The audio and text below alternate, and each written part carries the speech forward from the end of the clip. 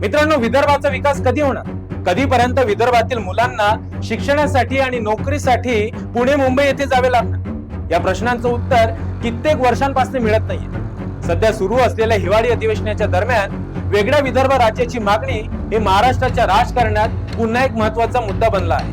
काँग्रेस नेते विजय वडेट्टीवार यांनी नुकतीच ही मागणी पुन्हा मांडली. त्यावेळी त्यांनी सांगितले की विदर्भाला महाराष्ट्रामध्ये अपेक्षित विकास मिळालेला नाही. भाजपचे महसूल मंत्री चंद्रशेखर बावनकुळे यांनी या मागणीला प्रतिसाद देत त्यांच्या पक्षाने या मुद्द्यावर काम सुरू ठेवले असल्याचे स्पष्ट केले आहे आणि त्यामुळे वेगळ्या विदर्भाच्या चर्चेचा जोर आणखी वाढला आहे. नागपूरमध्ये सुरू असलेल्या 7 दिवसांच्या अधिवेशनाला विरोधकांनी खोटे म्हणून हल्ला केला आहे. त्यांचे म्हणणे आहे की या अधिवेशनात विदर्भाच्या समस्यांचा योग्य प्रकारे विचार केला जात नाही. जो नागपूर करारानुसार प्रादेशिक समस्यांना सातत्याने महत्त्व दिले जाण्याची अपेक्षा होती. राज्यघटनेचे समर्थक म्हणतात विदर्भाची औद्योगिक आणि कृषी क्षेत्रातील मागासलेपण तसेच या प्रदेशातील उपक्षेचा इतिहास, शेतकऱ्यांच्या आत्महत्या आणि स्थानिक वीज निर्मिती असूनही वीज कपातीची समस्या अशा अनेक समस्यांमुळे विदर्भाला वेगळे राज्य हवे, ज्यामुळे समान विकास आणि स्थानिक रोजगार निर्माण होऊ शकेल.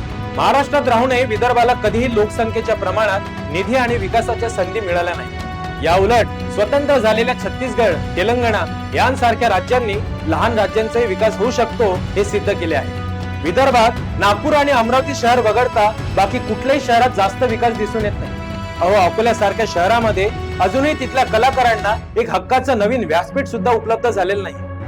आणि एकीकडे काही नेत्यांचे म्हणणे आहे की हा संयुक्त महाराष्ट्र आहे, याचे तुकडे करू नका, हा अखंड महाराष्ट्र आहे आणि हा अखंडच राहिला पाहिजे. खरंच विदर्भ महाराष्ट्रापासून वेगळा झाला पाहिजे की नाही, आणि झालाच तर खरंच विकास होईल का, यावर तुमचं काय मत आहे हे आम्हाला कमेंट करून नक्की कळवा.